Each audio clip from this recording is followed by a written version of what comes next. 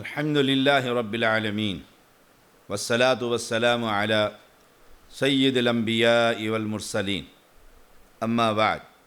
فہم توحید احادیث نبویہ کی روشنی میں لیکچر نمبر 30۔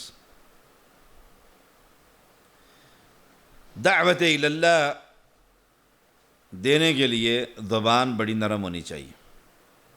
سیدہ عائشہ رضی اللہ تعالی عنہا بیان کرتی ہیں، انہوں نے رسول اللہ صلی اللہ علیہ وسلم سے پوچھا، اللہ کے رسول، کیا آپ پر کبھی احد کے دن سے بھی زیادہ سخت دن آیا؟ آپ صلی اللہ علیہ وسلم نے فرمایا،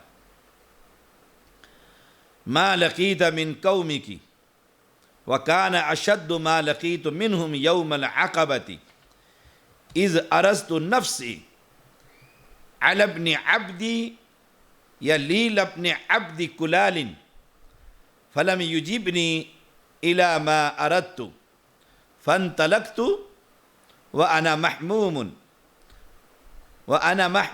علی وجہی فلم استفق الا وانا بقرن الثعالب فرفعت رأسی فاذا انا بسحابۃ قد اذلتنی فنظرت فإذا فيها جبريل عليه الصلاة والسلام فناداني فقال إن الله عز وجل قد سمع قول قومك لك وما ردوا عليك وقد بعث الله إليك ملك الجبال لتأمره بما شئت فيهم قال فناداني ملك الجبال وسلم علي ثم قال يا محمد صلى الله عليه وسلم ان اللہ قد سمع قول قومک لک وانا ملک الجبال وقد بعثنی ربک الیک لتأمرنی بامرک فما شئت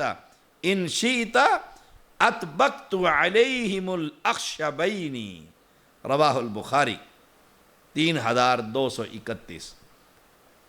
سیدہ عائشہ رضی اللہ تعالی عنہ کا سوال اور پیغمبر علیہ السلام کا جواب، فرمایا مجھے تمہاری قوم سے بہت سی تکالیف پہنچی، اور سب سے اذیتناک تکلیف وہ تھی جو مجھے عقبہ کے دن پہنچی، جب میں نے ابن عبد یا لیل بن عبد کلال کے سامنے گیا اور اسے دعوت اسلام دی، لیکن جو میں چاہتا تھا اس نے میری وہ بات نہ مانی۔ میں وہاں سے رنجیدہ اور غمزدہ حالت میں چل پڑا، مجھے ہوش نہیں تھا میں کدھر جا رہا ہوں، یعنی یہ مفہوم ہے، حدیث کے لفظ یہ ہیں، میں وہاں سے رنجیدہ اور غمزدہ ہو کر چل پڑا۔ جب قرن ثعالب پہ پہنچا، سبحان اللہ، قرن ثعالب پر پہنچا تو میری حالت کچھ بہتر ہوئی۔ میں نے سر اٹھایا تو دیکھا بادل کے ایک ٹکڑے نے مجھ پر سایہ کر رکھا ہے۔ سبحان اللہ، سبحان اللہ، کمال دیکھی اللہ کی رحمت کا۔ پھر میں نے دیکھا اس میں جبریل علیہ السلام نظر آئے، انہوں نے مجھے آواز دی اور کہا جو کچھ آپ نے اپنی قوم کے لوگوں سے کہا اور جو انہوں نے آپ کو جواب دیے، اللہ عز و جل نے وہ سب کچھ سن لیا۔ بے شک اللہ تعالیٰ نے پہاڑوں کا فرشتہ آپ کی طرف بھیجا تاکہ آپ ان کفار کے بارے میں اسے جو چاہیں حکم دے۔ آپ صلی اللہ علیہ وسلم نے فرمایا، پھر مجھے پہاڑوں کے فرشتوں نے آواز دی، پہاڑوں کے فرشتے نے آواز دی، سلام کیا اور کہا، اے محمد صلی اللہ علیہ وسلم، اللہ تعالیٰ نے آپ کی قوم کی طرف سے آپ کو دیا گیا جواب سن لیا، میں پہاڑوں کا فرشتہ ہوں اور مجھے آپ کے رب نے آپ کی خدمت میں بھیجا کہ آپ مجھے ان کے بارے میں جو چاہیں حکم دے، اگر آپ چاہیں تو میں ان دونوں سنگلاگ پہاڑوں کو اٹھا کر ان کے اوپر رکھ دوں اور کچل ڈالوں۔ تو میں نے اس سے کہا، بل ارجو ان یخرج اللہ من اصلابہم من یعبد اللہ وحدہ لا یشرک بہ شیئا۔ نہیں، بلکہ میں یہ امید کرتا ہوں اللہ تعالیٰ ان کی نسلوں سے، ان کی پشتوں سے ایسے لوگ پیدا فرمائے گا جو صرف اللہ کی عبادت کریں گے اور اس کے ساتھ کسی کو شریک نہیں ٹھہرائیں گے۔ یہ ہے دعوت توحید۔ بدسلوکی کی انتہا کہ عہد سے بھی زیادہ سخت دن آپ نے دن کی نشاندہی کی امی عائشہ رضی اللہ تعالی عنہا کے سوال پر، اور غمزدہ ہو گئے، دکھ میں جا رہے ہیں، دکھ کے اندر جا رہے ہیں، تکلیف میں جا رہے ہیں۔ آسمان کے بادشاہ نے، زمین کے خالق نے آپ پر سایہ کر دیا، بادل بھیج دیے، اور ان بادلوں میں جبریل امین علیہ السلام تشریف فرمائے، آواز دے رہے ہیں اور کہتے ہیں اللہ نے سب کچھ سن لیا۔ بے شک سن لیا، میرے نبی کا یہی عقیدہ اور ہر مسلم کا یہی ہے، سمع اللہ لمن حمیدہ۔ یہاں پر بھی رکوع سے اٹھتے ہوئے اللہ نے میری بات اور میری دعائیں اور میری التجائیں اور میری گڑ گڑائیں سن لی ہیں، تعریف ہے اس رب کے لیے۔ اور یہاں یہ مشرک کہتا ہے قبر والا سنتا ہے، قبر والا دیکھتا ہے اور قبر والا آتا ہے۔ قرآن مقدس اور نماز دیکھیے، کہا سب کچھ سن لیا۔ اور یہ جو پہاڑوں کے درمیان وادی ہے مکہ، یہ پہاڑوں کا جو فرشتہ مقرر ہے اسے آپ کی خدمت کے لیے بھیجا۔ انہوں نے دیکھیے آداب نبوی، سب سے پہلے سلام کہا، سب سے پہلے سلام کہا، اور کہا آپ کی اور آپ کے قوم کی سوال اور جواب سب کچھ سن لیا۔ اللہ تعالیٰ نے تسلی دی ہے، حالانکہ پیغمبر جانتے تھے، تو گویا تسلی دینا بھی کہ آپ کو یہ تکلیف پہنچی ہے، جانتے ہیں کہ تکلیف پہنچی ہوئی، تسلی دینا بھی سنت ہے۔ آپ مجھے حکم دیں، میں پہاڑ اٹھا کے ان کے سروں پر دے ماروں، ایک بھی مشرک زندہ نہ رہے۔ سبحان اللہ۔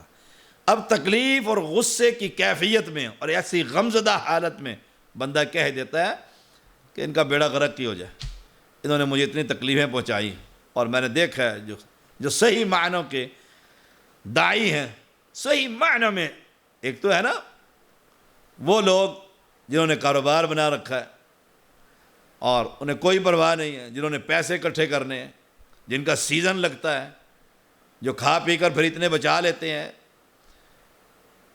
بڑی باتیں، وہ نہیں، جو صحیح معنوں میں شیوخ ہے، محدثین کی جماعت ہے، دعوت اللہ کا صحیح کام کر رہے ہیں، وہ تو اپنی جماعت کے ان لوگوں سے دیکھ کر بھی کڑتے رہتے ہیں، اور اتنی تکلیف ہوتی ہے کہ مولانا محمد حسین کلیم رحمہ اللہ وہ اتنا دکھ اور تکلیف محسوس کرتے تھے، اپنوں کا بھی اور غیروں کو بھی، کہ گھر میں جاتے تو خون کی الٹیاں لگ جاتی تھی۔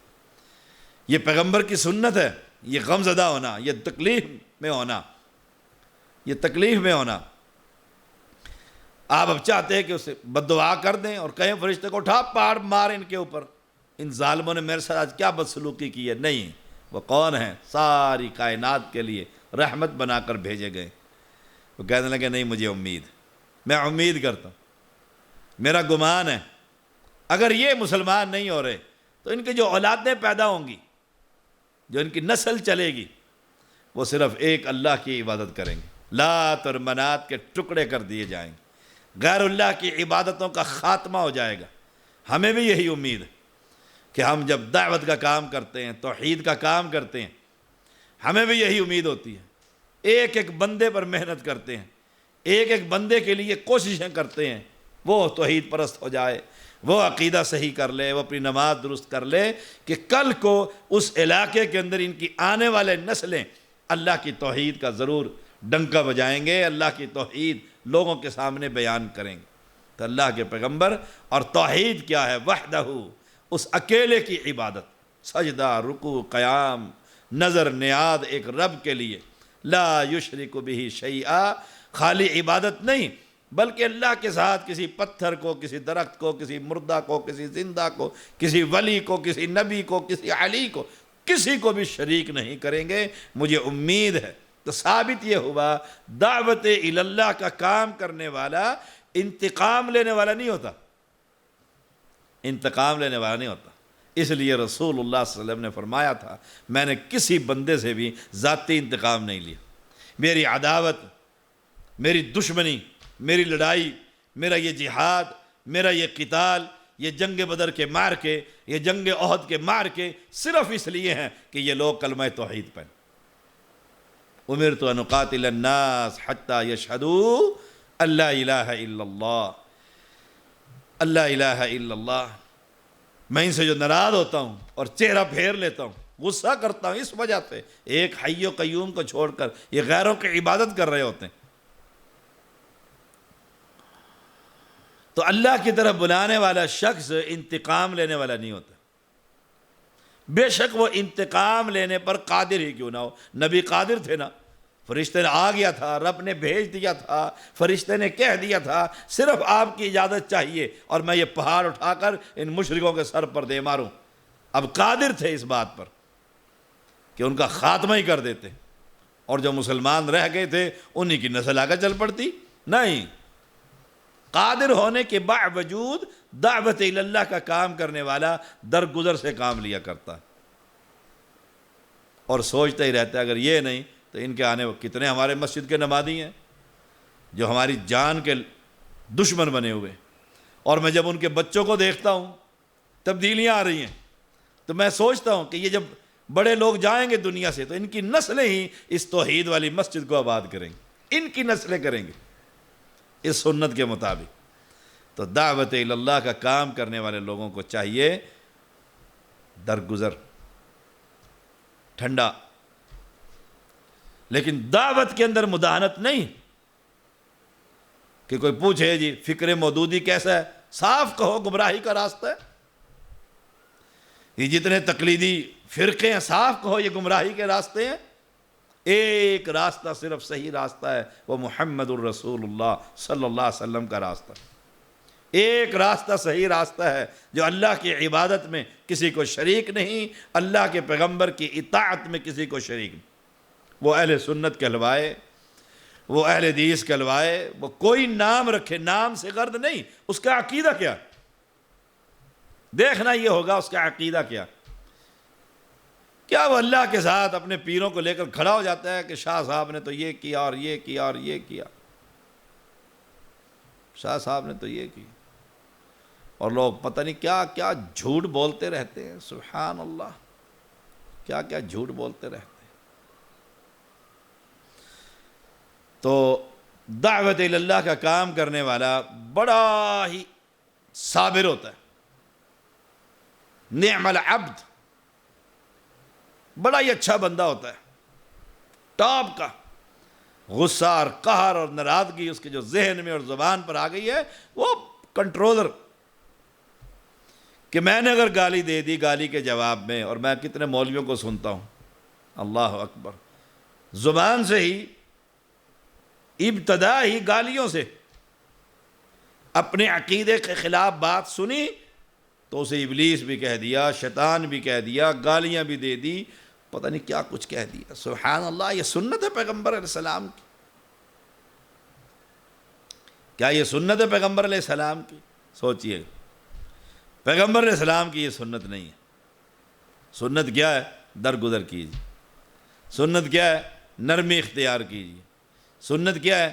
گالیاں دے سن کر بھی آگے سے مسکرا دیجیے۔ ہمارے حافظ محمد عبداللہ بہاولپوری رحمہ اللہ بہت بڑے مسلح، ایک شخص انہیں دیکھ کر گندی غلیظ گالیاں دیتا تھا، جو ہی دیکھتا اور گالی شروع کر دیتا۔ اور آپ جب سائیکل پر جایا کرتے تھے کالج پڑھانے کے لیے، آپ اس کے پاس پہنچتے، وہ گالیوں کی، تو اس نے پی ایچ ڈی کی ہوئی تھی، وہ گالیاں بس دیکھتے گالیاں، آپ جو ہی اس کے بالکل برابر پہنچتے زور سے کہتے السلام علیکم۔ دیکھو کمال کا جگرا نہیں ہے، آپ مجھے گالیاں دیں اور میں آگے سے سلام کہوں، اور گزر جاتے۔ جب تک اسے سائیکل نظر آتی رہتی گالیاں ہی دیتا رہتا، وابڑا، پیروں کا دشمن، منکر، جو اس کے منہ میں آتا۔ بڑا عرصہ ایسا رہا، بڑا عرصہ، نہ اس نے گالیاں چھوڑی، نہ حافظ محمد عبداللہ بہاولپوری رحمہ اللہ نے سلام چھوڑا، السلام علیکم۔ آخر ایک دن اس نے دیکھا تو زبان بند رکھی، آنکھوں سے غصے کا اظہار کیا، آپ نے سلام جاری رکھا، کئی مہینے اس کو بھی گزر گئے، لیکن اب وہ حیران یہ تھا کہ میں نے بڑا عرصہ اس بندے کو گالیاں دی ہیں لیکن اس نے کبھی مجھے گالی نہیں دی۔ آخر اس کی زبان پر تالا لگ گیا، اب وہ آنکھوں سے غصے کا اظہار کرتا لیکن بولتا نہیں تھا۔ جب آپ نے دیکھا کہ اب کچھ تھوڑی سی نرمی آ گئی ہے، آپ نے اپنی سائیکل کو روک کر اس کی طرف اپنا ہاتھ بڑھا دیا۔ اچانک السلام علیکم، وہ گھبرا گیا، یہ کیا ہوا؟ اس نے اپنا ہاتھ دیا اور فوراً پیچھے کر لیا، ایسے کر کے کرنٹ جیسے لگتا ہے، اور حافظ صاحب تشریف لے گئے۔ اب جب وہاں سے گزرتے اور اس کے ساتھ مصافحہ کرتے، السلام علیکم، اب وہ مصافحہ کرنے لگ گئے۔ بڑا مہینے گزر گئے، اس کے بھی بڑے مہینے گزر گئے۔ دیکھیں، ایک بندے کو مسلمان کرنے کے لیے داعی کی قربانیاں دیکھیے، داعی کی قربانیاں دیکھ۔ پھر کیا ہوا؟ ایک دن آپ ٹھہر گئے اور کہا میری یہ مسجد ہے، میں یہاں جمعہ پڑھاتا ہوں، آپ تشریف لائیے۔ جب اس نے بھی وعلیکم السلام کہنا شروع کر دیا، سلام کا جواب، کہا آئیے ذرا مسجد میں موقع ملے تو تشریف لائیں۔